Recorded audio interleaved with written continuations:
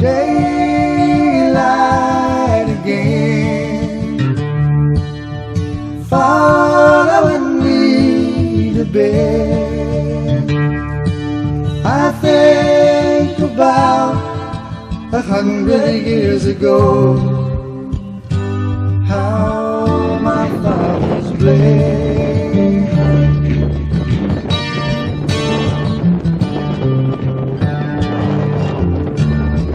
I think I see a valley covered with bones in blue. All the brave soldiers that cannot get older, been asking after you.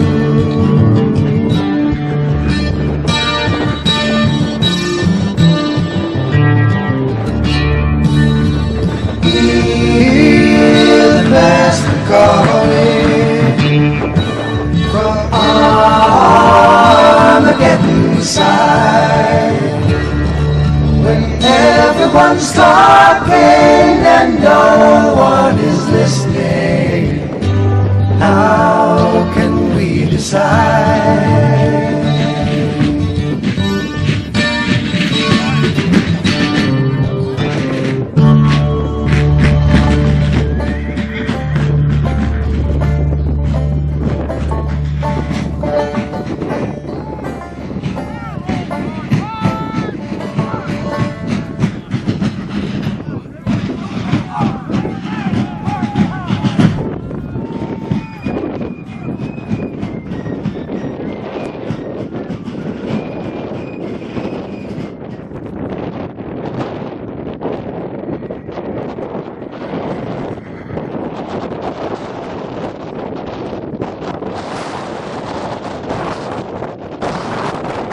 Six of them, with the names of Henry, Tracy, Thomas, Sweeney, Woodbury, would receive the Medal of Honor for action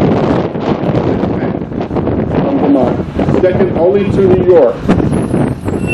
New Yorkers would receive 8 Medals of Honor here, while the population of New York in 1860 was 10 times that of Vermont. But as we recognize the role of Vermonters here in the Battle of Cedar Creek, let us step back for a second and recognize the role of one Vermonter, a true gentleman, a man committed to the preservation of these battlefields and others. Senator James Jeffords of Vermont, who recently passed away. Senator Jeffords was a true hero to all of those of us involved in battlefield preservation and truly committed to preserving these fields of honor. And as I mentioned, he passed away recently, so we all just have a moment of silence in honor of Senator Jeffords.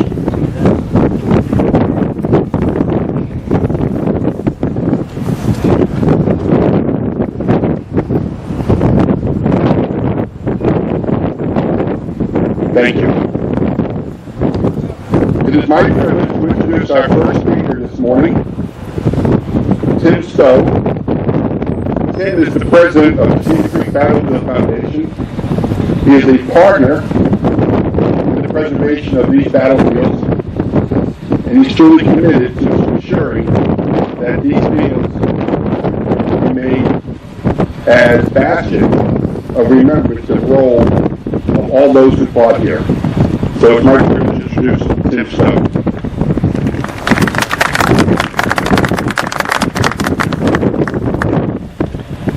Good morning. Welcome to the Cedar Creek Battle Field. My privilege to be the president of the foundation here this year, and to be in that role to oversee the events that have been going on this weekend. But I don't do that alone. We have a lot of partners and volunteers. You've probably seen many of those here. Together, we're all committed to the preservation of this land so that future generations can understand why it's important, not only now, but in the past and in the future. You probably saw a young lady who looked like she was trying to go snowboarding and you came through this gate over here this morning. That's my 19-year-old daughter, Virginia. She understands why this is important. She started through me. She started through Jonathan Norrealis, who speak earlier in the tent, because she went through community college. But what we try to do is get the word out to as many people as possible. While this is still important, it's not something that just happened 150 years ago. It's still important today.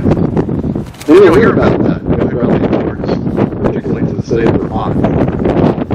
Now, I told our guests we're going to run Friday night, like Vermont in the wintertime, but this wonderful to ski here.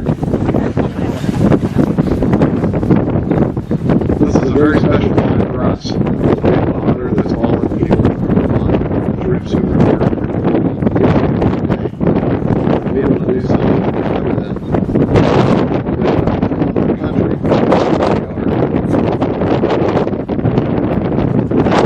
Here, I want to take a few moments and introduce you to other people who are very important to us.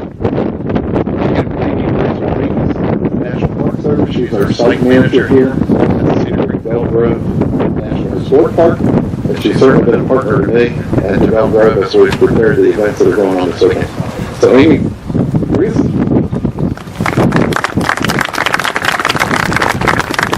Good morning.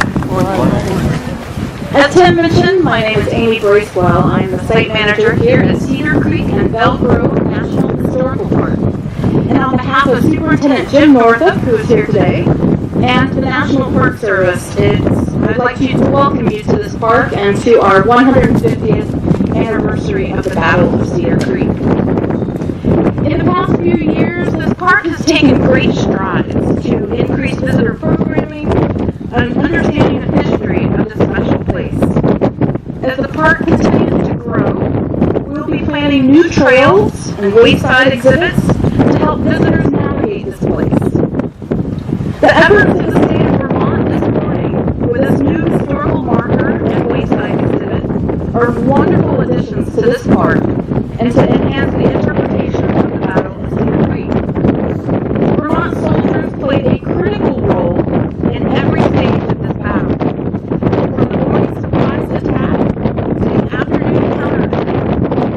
It is a powerful tribute to their legacy that the state of Vermont has commissioned this marker to remind all visitors of the ultimate sacrifice made by these soldiers. Thank you for your continued support here of the history and ensuring the legacy of the Vermont soldiers will not be forgotten. Thank you.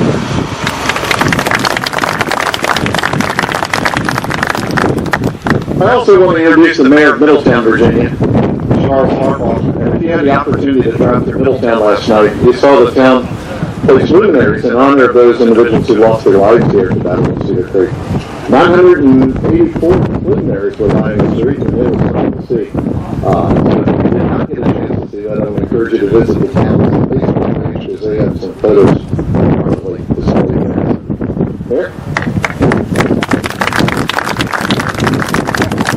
I didn't really have any prepared remarks in my book at this time, but it's an honor to welcome you all to Middletown and thank you for coming and thank the State Center, State of Vermont for willing to come down here and set up a sign. And once you get the chance to see it, it's really beautiful. It's going to put our Virginia signs to shame. They're pretty boring. They're gray and black, but yours is beautiful. It's gold and green. And I want to thank everybody again for coming and let you know of a comment that Dennis Campbell said from Belle Grove. He's the maintenance supervisor.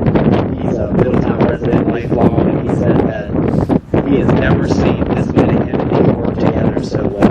That's a tribute to the town, the Battlefield president, Kristen, the executive director of Belle Grove, and the National Park Service, and everybody working together to make a great event. So thank you for coming, and on behalf of myself and the Middletown Council and the board, thank you.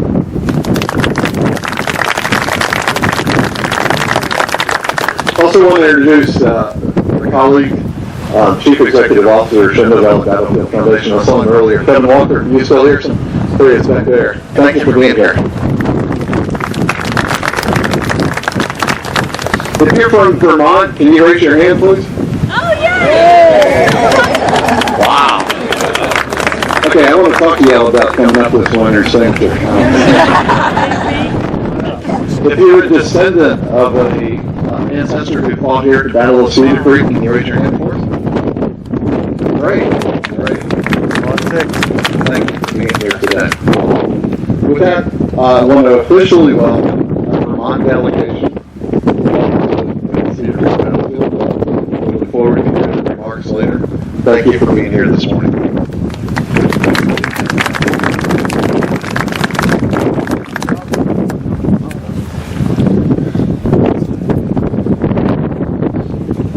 Our next speaker I met a number of years ago. I was living in Vermont when he was working for Senator Jefferson. Our next speaker, Robert Hill.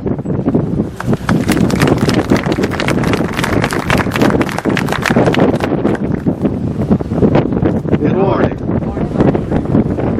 It is a Vermont morning, weather-wise and in many other ways. A brief note. Yes, I was Jim Jeffords' press secretary. I first brought him here. He did monumental things for Civil War battlefields, and I'm sure he's here with us this morning.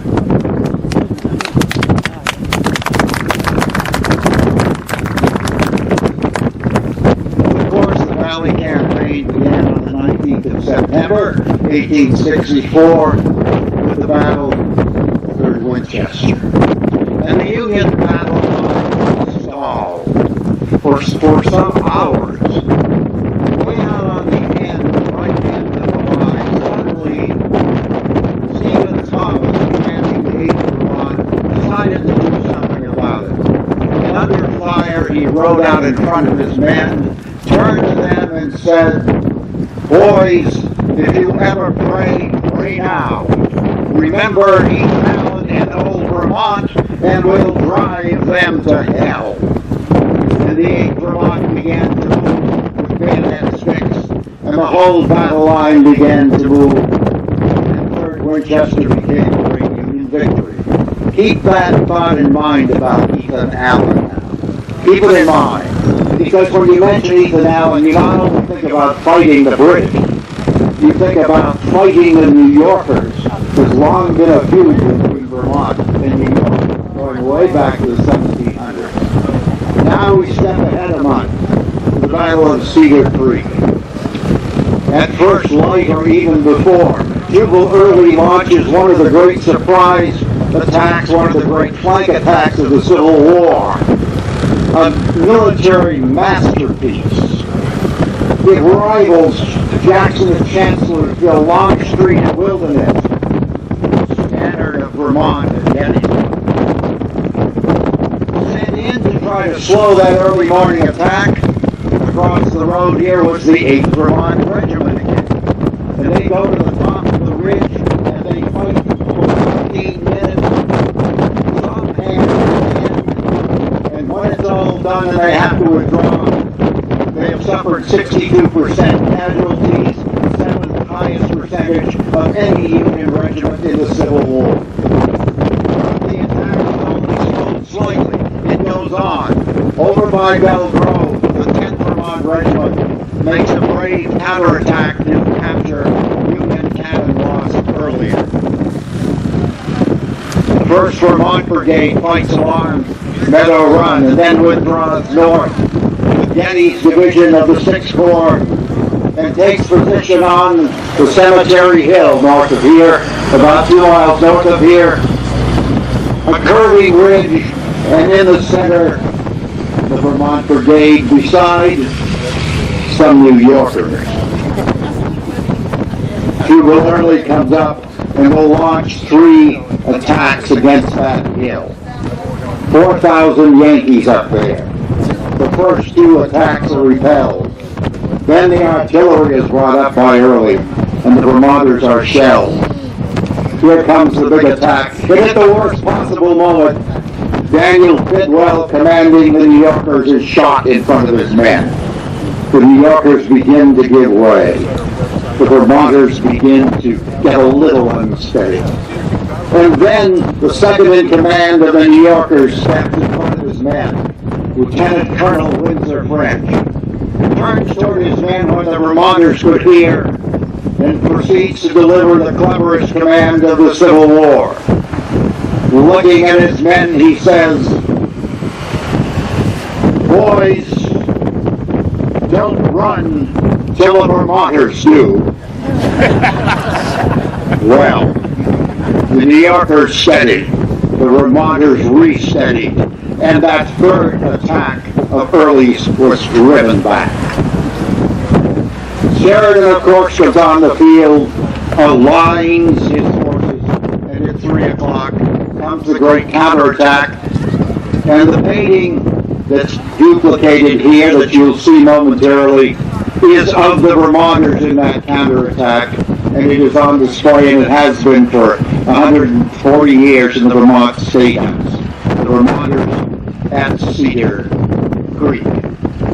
The attack rolls forward. The cavalry joins from the northwest with the 1st Vermont Cavalry under William Wells, and Cedar Creek becomes a rousing Union victory. It assures that the vital Shenandoah Valley will always be under Union control, and it erases any uncertainty that Lincoln will be re-elected.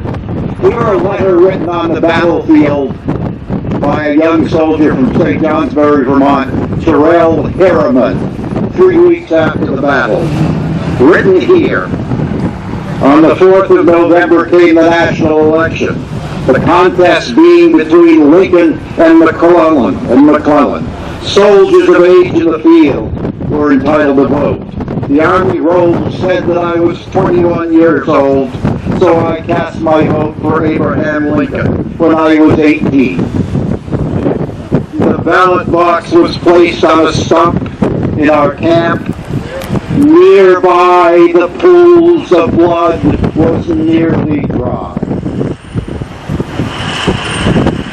After the war, Phil Sheridan saw the Cedar Creek painting in progress, and he said it looked like the Vermonters looked going in. Going in was the command that Grant had given him to start the Valley campaign. I want you going in. 2 years after the Civil War, Sheridan came to the state capitol in Montpelier, and 10,000 Vermonters met him, and he paraded through the streets. And then he went to the State House, and when he saw the old battle flags that had flown at Cedar Creek, he said, I never commanded better soldiers than the Vermonters. He knew who had saved his bacon at Cedar Creek. He wasn't here when the battle began. That night, there was a great banquet in Montpelier. Sheridan was the guest of honor. Many toasts were raised. Everybody got a little loose. Finally, about 11 o'clock, Sheridan told his host he had to catch a special train. So his host, the Speaker of the Vermont House, who had had a couple, got up to give the final toast. And he thought he'd poke a little fun at Sheridan. He raised his glass and said, I salute the one-horse reinforcement from Winchester. Now Sheridan was 5'4". He had arms so long that Abraham Lincoln once said he could scratch his knees without bending over. Sheridan rose to his full 5'4", picked up his glass in one of those big hands at the end of those long arms there. He raised his glass and said the final words of the night. He said, gentlemen, better late than early. He did want me to extend some remarks. He says, Dear friends, as we mark the 150th anniversary of the Battle of Cedar Creek, it is fitting that we remember the brave Vermonters who fought against Confederate troops on that foggy morning of October 19, 1864. It is with honor and somber reflection that today there is in place an historical roadside marker and reproduction of Julian Scott's iconic painting of the battle. When I walk through the Cedar Creek room of our State House in Montpelier, I always pause and reflect on the incredible heroism and sacrifice that took place that day. On this important occasion, I thank all of you for gathering to honor those who fought at Cedar Creek and for making the fitting new memorials possible. We are truly a grateful nation. Signed sincerely, Patrick Leahy. And now, a Cedar Creek story. I do understand that some of Thomas Kennedy's descendants are here. Could we raise your hand? Right over here. Welcome. I'm going to talk a little bit about a man named Thomas Kennedy, whose family said that you could see him from a long way off and recognize him from his flaming red hair and red beard. In the early morning hours of the battle, Thomas Kennedy was walking across this very field where we now stand, and he was struck down by a bullet that his descendants speculate was probably friendly fire. He was taken to that farmhouse right across the way, the Solomon Heater House, where he spent the bulk of the battle as the battle ebbed and flowed across these fields, and finally was carried off by a couple of his compatriots. Now fast forward. A few years later, after the war, Julian Scott, in search of money to make a big painting memorializing the battle that was fought here, went to the legislature. Now, most Civil War paintings that you see feature a prominent general in the middle of the painting, surrounded in the background by all those who actually did the hard work.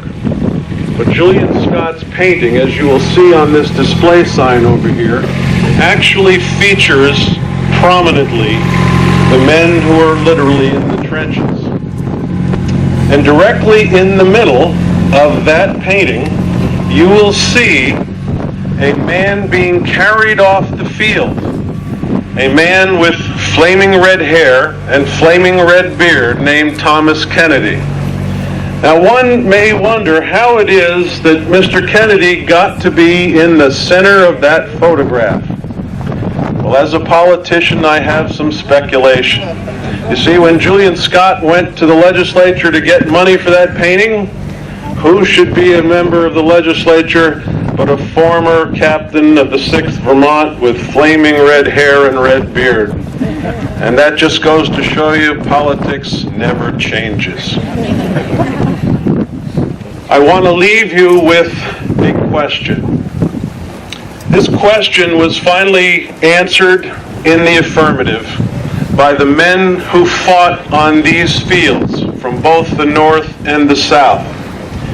They remembered the answer to the question years after the battle as they all assembled here to bring monuments and memories and form friendships with each other. Vermonters were impressed when they came to these fields after the war, fully expecting the Southerners to reject them.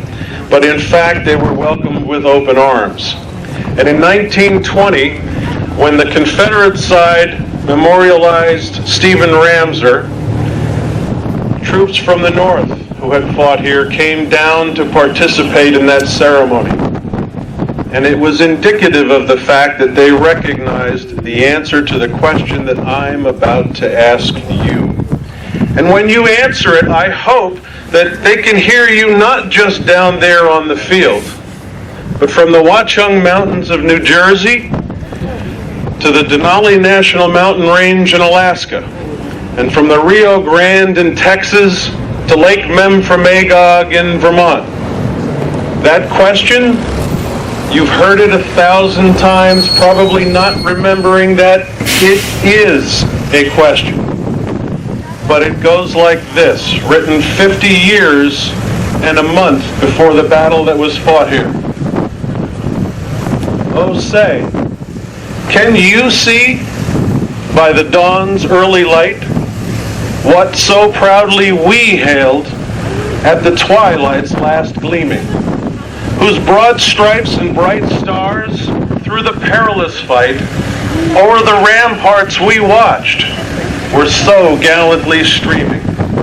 And the rocket's red glare, the bombs bursting in air, gave proof through the night that our flag was still there. Oh, say, does that star-spangled banner yet wave o'er the land of the free and the home of the brave?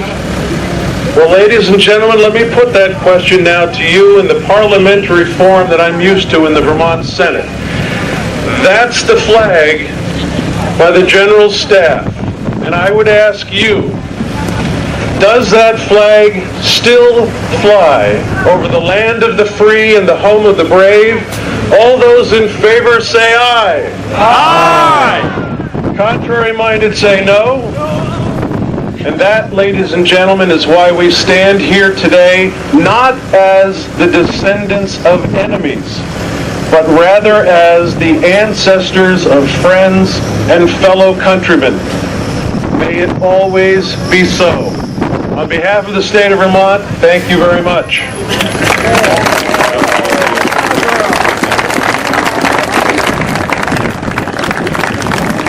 Thank you, Senator. I'm going to conclude today. Tim has asked me to speak a little bit about why we do what we do in the preservation of our Civil War battlefields. 150 years ago, this day, our land all around us, men, many of them boys, would experience the rage of battle and the sights and fears of death. There is something permanent about a battlefield. The land was made sacred by the blood of those who fell. One wonders what those boys of gray and blue would think of the land if they knew of our successes or lamented our failures in preserving their renowned battlefields. After all, this battlefield, Cedar Creek, ensured the re-election of a president. General Basil Duke, a Confederate general, when visiting the battlefield at Shiloh, said the following: "When the people renders such honors to the heroic dead, it honors itself. The national care bestowed on this historic spot is as much a potent lesson to the future as a sacred duty to the past. For it commemorates the virtues without which nations cannot survive." And then we remember the words of a Union general, another New Englander, Joshua Chamberlain, who, when he returned to Gettysburg 25 years after witnessing the horror of war and the preeminence of bravery, said, "In great deeds something abides, on great fields something stays. Forms change and pass, bodies disappear, but spirits linger to consecrate ground for the vision place of souls." So, what does this all mean? It means something remains on these fields long past the last soldiers departing. Though the bodies are gone, the essence of their presence remains. People like you and me will continue to visit these fields and say to ourselves, 150 years ago, this ground witnessed carnage, horror, devotion, and bravery like none other. This land is forever consecrated, never to be sullied with irreverence or forgotten. What occurred here will forever be etched into the fabric of souls as they contemplate the power these fields will always behold. Civil War battlefields served to venerate men who held to an ideal, and through chivalrous affection for principle, these men gave their last full measure. We can debate the causes, we can argue the issues, but we cannot deny is the bravery that led men to experience the horror of war and the ultimate finality of death. Young men, north and south, from Vermont to Texas, would never survive to their next birthday. Many would never experience the passion of life, the joy of family, and the ability to live long enough to say, "I have lived a long life, and I have fulfilled my dreams." Our Civil War battlefields are the last bastions of remembrance in an era of our history that has truly gone with the wind. They are outdoor temples created to remember brevity, loyalty, and love of country. When venerable veterans both north and south began saving battlefields in which they fought, bled, and watched comrades die, they did so because they recognized their honored legacy in our nation's history. And we must continue to recognize our debt to them so future generations can understand love of country. Those brave men wore gray and others wore blue, but remember, they all possess commonality. They both fought for a cause they believed in, and they both displayed uncommon bravery and courage, and the blood they spilled on this battlefield was red. That blood still permeates these fields of honor and sacrifice. So failure to preserve our Civil War battlefields creates a void or an emptiness in our nation's historic narrative. Failure communicates that we no longer revere men who placed honor before self. An honor is a term we hear little of about today, but it's an honor. Honor is a trait that men and women during the era of the Civil War held sacred. Honor, duty, country are words each of us hold dear. We need to use the same determination to preserve and save our Civil War battlefields and historic sites as they did to prove the sanctity of those three words. For it is our duty to honor those who revered country and their love for country above all else. Thank you very much for being here today.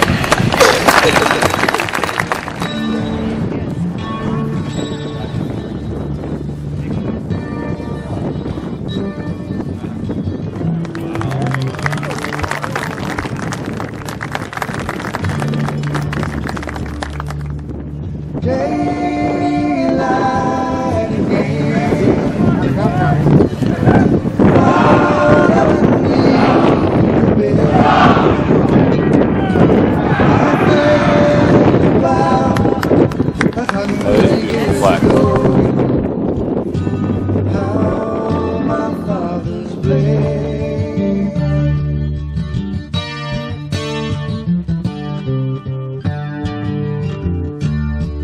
I think I see a valley covered with bones and blue.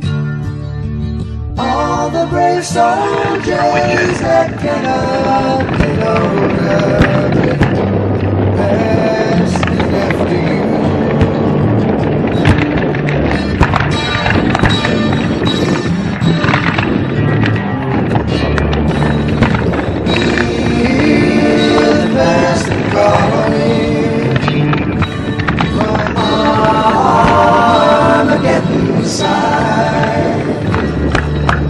Everyone's talking and no one is listening.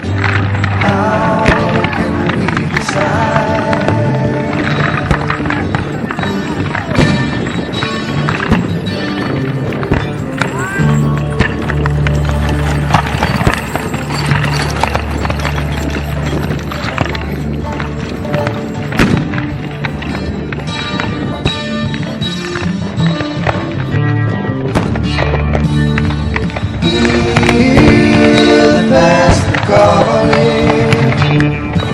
From Armageddon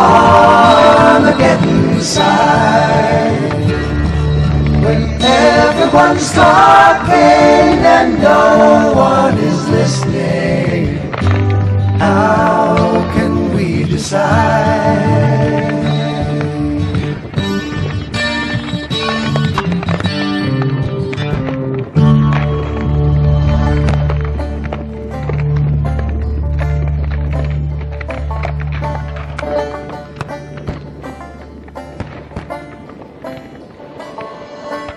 Do we find the cost of freedom buried in the ground? Mother Earth will swallow you